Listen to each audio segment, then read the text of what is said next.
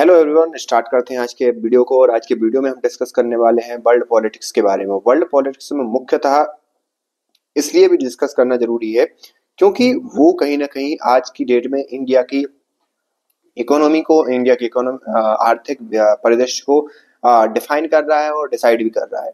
आपको मालूम होगा अमेरिका में चुनाव हुए, ट्रंप पावर में आ गए, लेकिन ट्रंप के पावर संभालने से पहले जो बाइडन है वो कोई भी कसर नहीं छोड़ रहे हैं। इस प्रकार के एक प्रकार से विध्वंसक या एक प्रकार से ऐसा विनाश टाइप की चीज या चीजों को अस्त व्यस्त करने का कोई भी मौका नहीं छोड़ रहे हैं।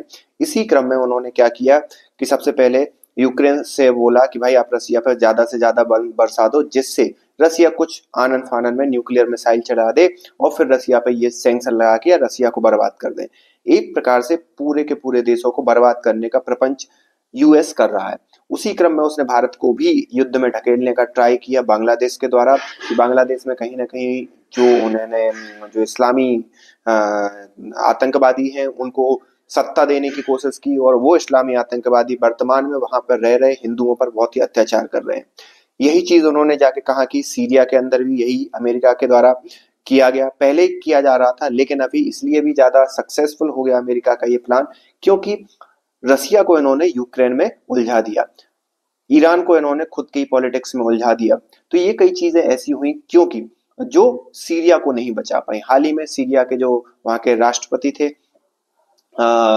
असद, वो उनको भागना पड़ा रसिया के अंदर क्योंकि रसिया और ईरान दोनों ही उनको बैक कर रहे थे एक्सटर्नल पावर के रूप में, और उसके कारण जो वहां के विद्रोही थे वो सीरिया पर कब्जा नहीं कर पा रहे थे। जो कि विद्रोहियों को यूएस, कई ऐसी रिपोर्ट्स दावा करती हैं, कई लोगों का अनुमान है जो कि कहता है कि वहां पर यूएस उसको समर्थन कर रहा था। उसके बाद अब क्या होगा, सीरिया सबसे पहले तो डिवाइड हो जाएगा कई पार्ट में, जिसमें इजराइल भी गोलन हाइट का जो सटा एरिया है वहां पर भी इजराइल क्या कर लेगा, अपना कब्जा कर लेगा। टर्की अपना एरिया देख लेगा। वहां पर इस प्रकार से दो या तीन भागों में सीरिया डिवाइड हो जाएगा और छोटे छोटे देशों में डिवाइड हो जाएगा। उसका फायदा किसको मिलेगा?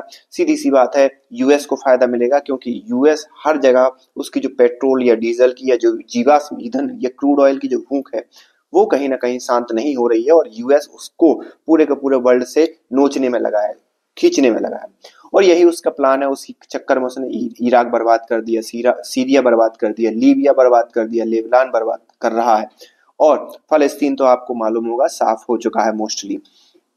इसी क्रम में भारत को भी इंस्टिगेट करने का ट्राई कर रहा है, डायरेक्टली इनडायरेक्टली। लेकिन भारत ने फ्रंट उस पर आकर डायरेक्टली बोला कि भारत को अनस्टेबलाइज या डिस्टेबलाइज करने के लिए अमेरिका प्रयासरत है। और उसी क्रम में उसने अडानी पर कई प्रकार से हमले किए। जो अडानी 5वें नंबर पर आ गए थे अमीरों की सूची में, वो आज की डेट में 18वें और उससे भी नीचे जा चुके हैं।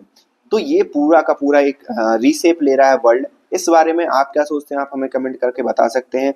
बाकी अभी वर्तमान अगर परिदृश्य को देखा जाए तो भारत एक मूक दृष्टा बनकर, मूक दृष्टा मतलब फ्रंट में एक मीडिया की तरफ से देखा जाए तो ज्यादा कुछ बयानबाजी कर नहीं रहा है, वो वेट कर रहा है ट्रंप के आने का। और ट्रंप आपको मालूम होगा अमेरिका के हित की सोचते हैं, बाकी वर्ल्ड में क्या चल रहा है उसको ज्यादा तवज्जो देते नहीं है। आप इस बारे में क्या सोचते हैं? आप कमेंट करके बता सकते हैं।